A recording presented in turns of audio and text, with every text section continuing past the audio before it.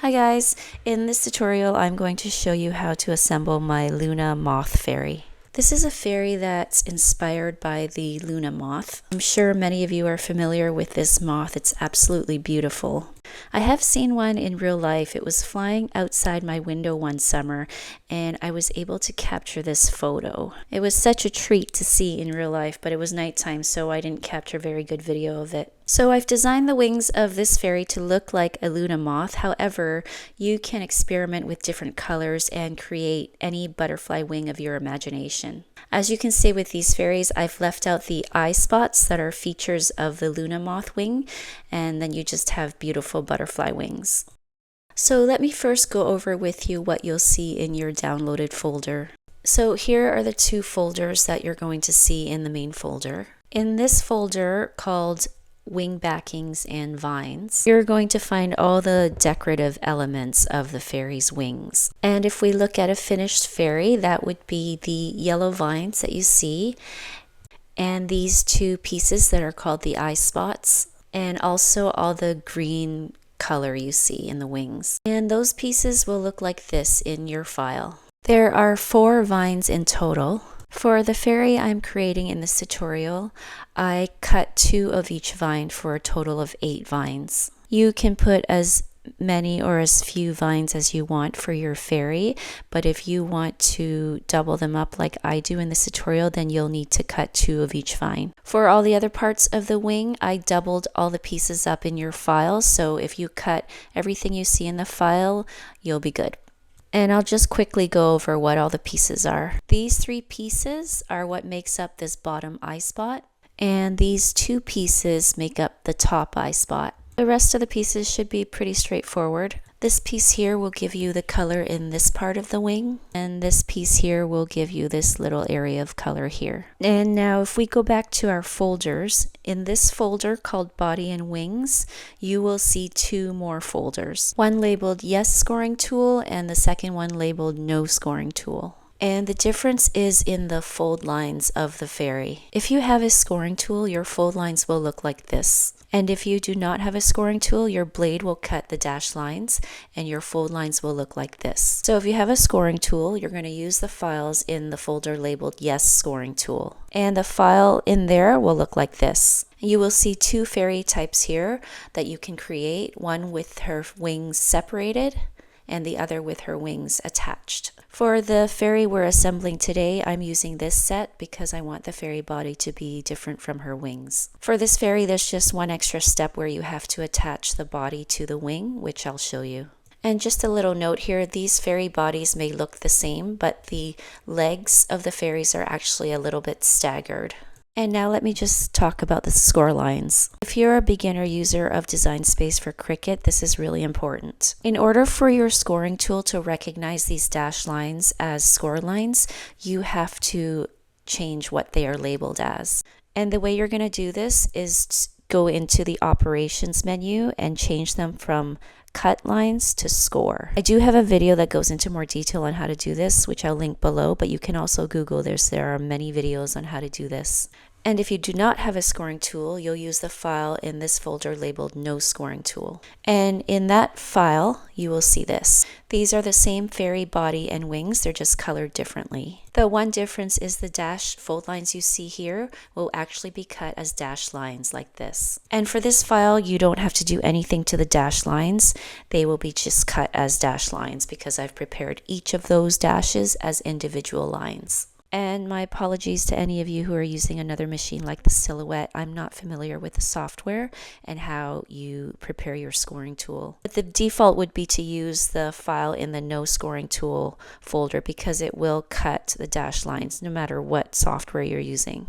Okay, now let's start assembling our fairy. Here are the materials you'll need. The tweezer is optional. I included it here for picking up the tiny pieces, but I actually prefer using an X-Acto knife for this. And similar to my other fairy projects, I'll be using double-sided tape that has lining on it, and I'll provide a link in the description. And for glue, I'm using tacky white glue, which dries quicker than regular white glue. And now, here are all the pieces you'll need to create the Luna Moth Fairy. A quick note here, if you're using single-sided paper like glitter paper that only has the glitter on one side, just make sure that you're cutting out mirror images of the wings and the fairies and all the pieces that you're going to cut with the glitter paper. And the way you're going to do that is just to make sure that when you're cutting the two pieces, you're not cutting the pieces exactly the same. Make sure that one piece is flipped so that it's a mirror image of the other. And this is to ensure that the glitter is facing outwards when your fairy's finished. And I'm going to go over quickly where each piece will end up in your fairy. Here is a finished fairy, obviously not in the exact same color. Here is her body with the staggered legs. This piece is the main wing, which is here. This grass green part is this piece here, and this mint green part is this piece. This top eye spot is made up of these two pieces. And moving to the lower half of the wing, this mint green part is this piece here. This grass green part with a long tail is this piece. And then we have our second eye spot, which is made up of these three pieces here. And lastly, we have the vines in here, which are these pieces. And you can see I've doubled them up here to give it a fuller look. Also, if you want a vine coming out of each wing like this, you'll need 2 of these longer vines. And now the first step is to create these eye spots. We're going to need 2 of each, so 4 total. Here are all our pieces, and we're going to create this top eye spot first. And you're just going to place a line of glue down the center of each oval piece.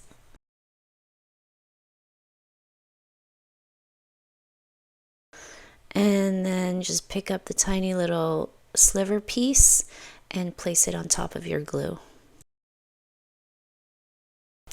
And these are done.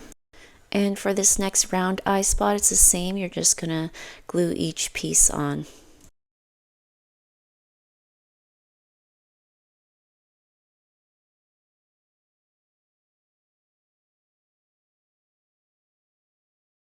And now just set these aside to dry. Next, we're going to make the wings. Here are my 2 wing pieces. Lay them out face to face like this. Then fold the band up towards you like this. And do the same with the other piece. And just to give you a sense of what we're doing here, the fairy bodies are going to be attached like this. And then we're going to flip one of them and attach them back to back like this. So once you have your wing bands folded up towards you, take both wings and we're going to flip them over because we're going to work on the back side. If you're creating a fairy with her wings attached to her body, at this step it will be the exact same thing. You will just have the fairy's bodies attached to your wings. And you will have the same fold line at her wings that I'll be referencing a lot and you can work off of. And starting with this wing, we're going to attach the wing backings. It's helpful here to lay them out onto your wing first so that you know where they sit before gluing. So the first piece I'm going to put on is this one here. And the important thing here is to make sure that the edge of the piece doesn't go beyond your wing fold line. And you also want to make sure there's a nice frame of the wing beneath around this piece, around all your pieces actually. So this next piece is going to be the same. It's going to sit right up against the fold line and then just double check that there's a nice framing of the color of the wing underneath around it. And this is just to make sure that it's not sitting and jutting into any of the other color spaces. So once you have an idea of how they sit, you're going to apply glue to this little band here and then attach each piece.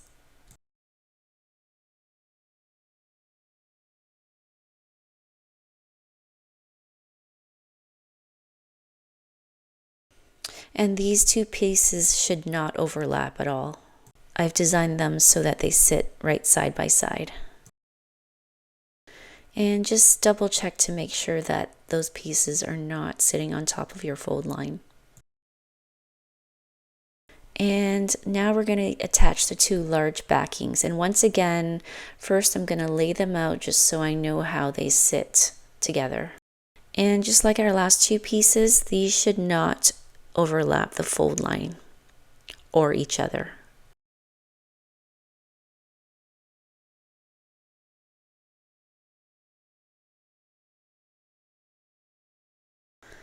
So here you can see I have them right up against each other. Neither of them are overlapping my wing fold line, and both of them have that nice light brown frame around them. And once I'm happy with the placement, I'm going to hold the larger piece with the wingtail down and remove the other piece so that I can put glue where it's going to sit. And holding down that other piece helps to keep the placement of this piece.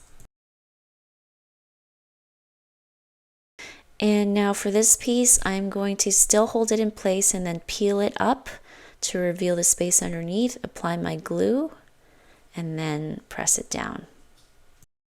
And notice I'm not gluing the whole backing to the wing frame underneath. This is optional. You're welcome to glue everything together. I just like to do it this way. It's easier, it's less messy. And now if we flip it over, you can see what it'll look like on the other side. And next you're going to repeat the same steps with your second wing. And these are both right side up, so I'm going to flip them both over and then I'm going to work on our other wing.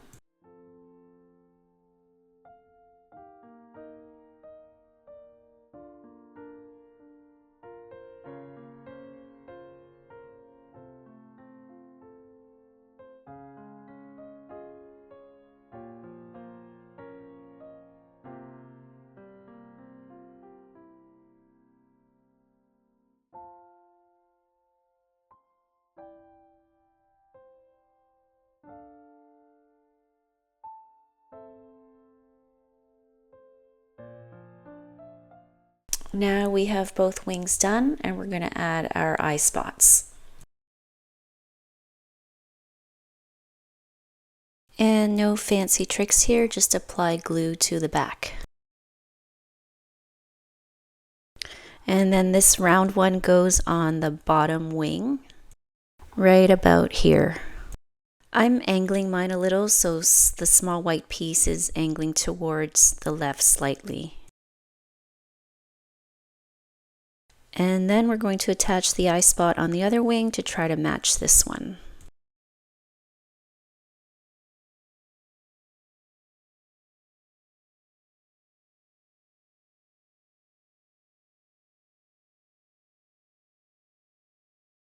And the smaller eye spots are going to go at the top of the wing.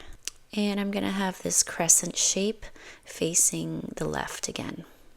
And it's going to go right about here. It's not going to sit flush, but that's okay. Just press it down so it attaches somewhere. And repeat with the second one.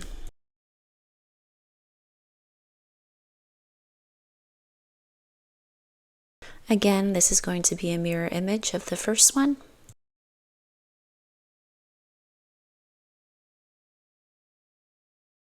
And that looks pretty good.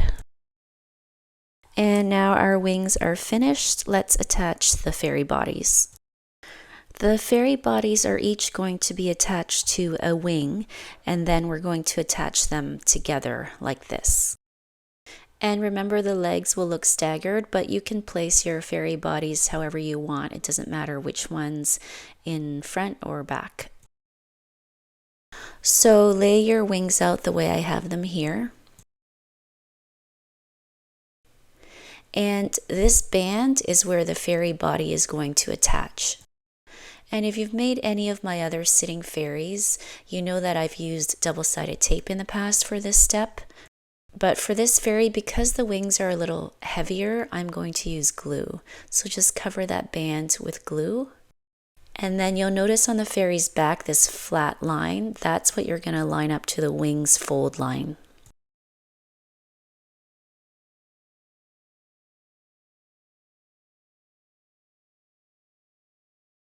And just fold up the wing to make sure that the fairy is not overlapping the fold line.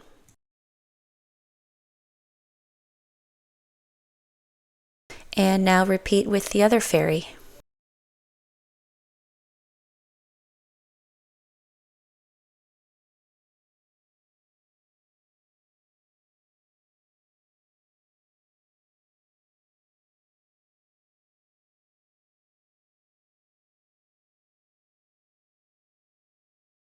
Now before we put our fairy bodies together, we're going to attach these vines. I'm right-handed, so I'm going to attach them to the fairy on the left. You can attach these vines to either fairy. And I've flipped my fairy over, so we're going to attach the vines to the back side of this fairy. And as I said before, I'm going to attach 2 of each vine, so 8 in total, but you can attach as few or as many as you want. So for this step, we are going to use double-sided tape. The tape I'm using is about 3/8 of an inch wide. I wouldn't go much thinner than that in width. You want to make sure that this tape covers that wing band. And this wing band measures about 1.25 inches, so we're going to cut our tape to the same length. And if you're creating the fairy with the wings attached, you can just measure the fold line because you won't have the wing band. Then place your tape along the band, making sure not to overlap the fold line.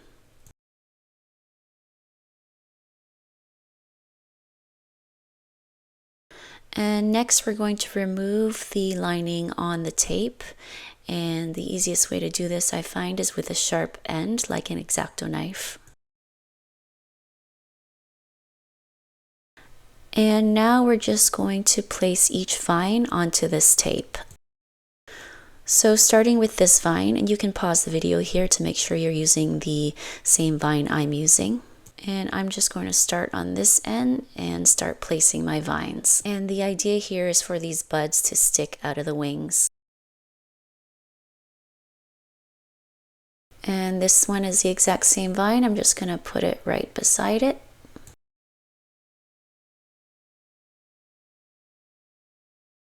Next is this one here.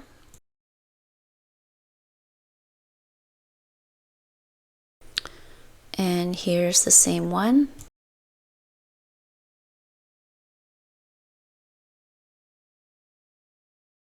And now I'm going to jump over to our longer vines. And this is the one that's going to come down over the surface that the fairy is sitting on. So we're going to place this one on the other end of that wing band, like this. And you want to make sure that those buds are not overlapping with the fairy's skirt. And then I'm going to place my second one right beside it. Again, double check to make sure nothing's overlapping with the fairy. And then our last vine can fill in the rest of the space.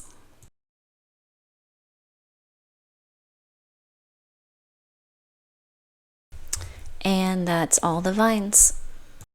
The other fairy body is going to sit on top like this, so we're going to add another piece of tape onto these vines.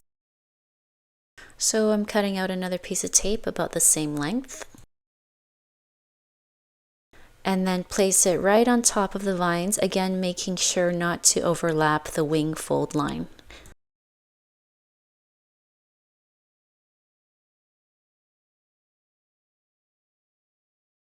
And now without removing your tape lining, you're going to align your second fairy body on top.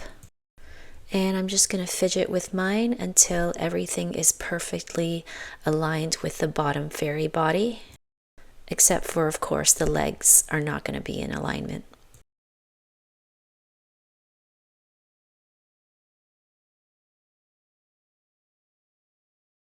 And once everything is aligned, I'm going to hold the wing area down with one hand to keep the two fairy bodies together.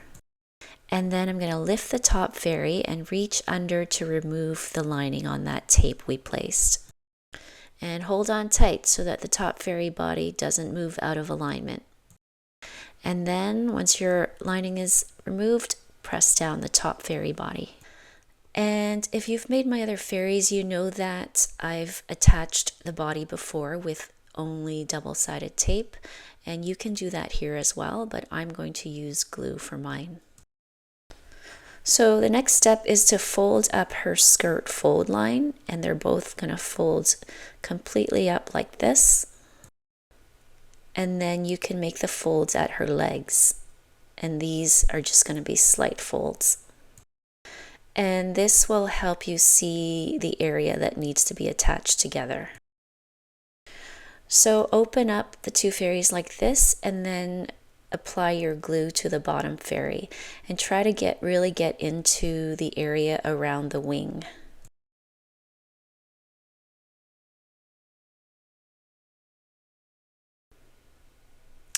And you're going to stay inside those folds that we just made.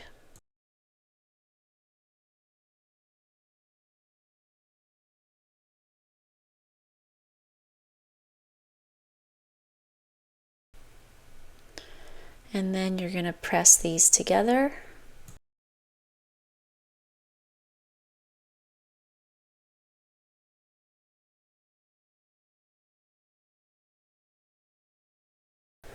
And then we're going to repeat with the head area. And try to get your glue right into that area where the wing is attached.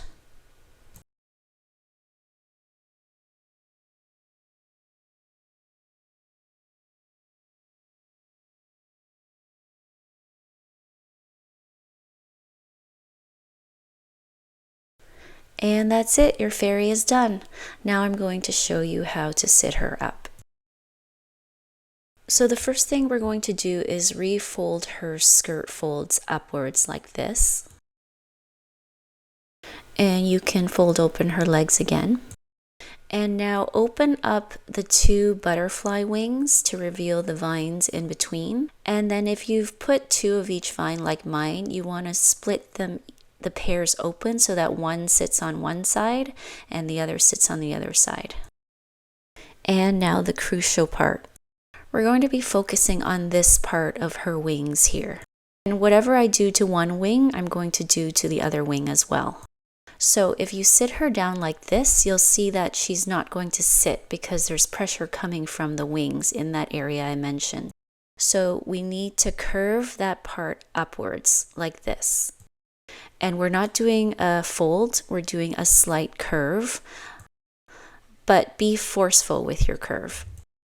So for my green paper here, I used 100-pound paper, which is really thick, and you probably won't be using 100-pound paper, so you might not have to force your curve as much as I do. So we're going to make that curve to both wings.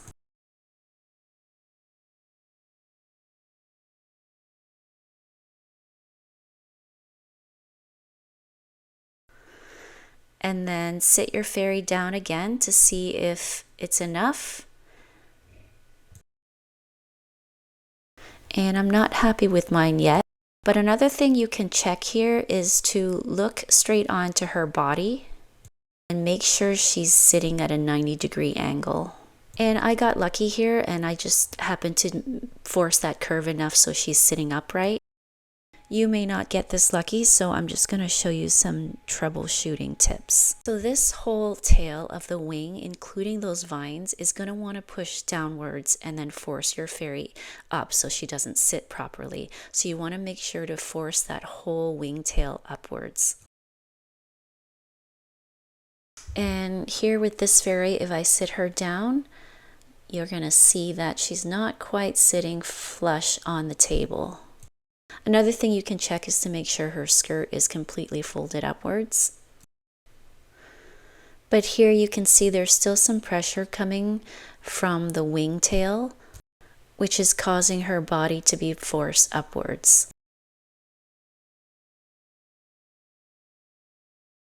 So I'm just going to reinforce that curve again and really force it upwards. And don't forget about that vine, because that vine is also trying to push downwards. And repeat with the other wing. And keep in mind that the wings will want to naturally straighten out. So even if your fairy is sitting upright, over time those wings are going to start pushing down again and she may not sit upright over time. So you might have to do this again after a while. Another option is to add some temporary adhesive underneath the fairy's skirt, and that will help force the wings down. And I'll add a link in the description of this video below to the temporary adhesive that I like to use. And once you have her sitting upright, you can curve this area downwards so that it hangs over the edge of your table.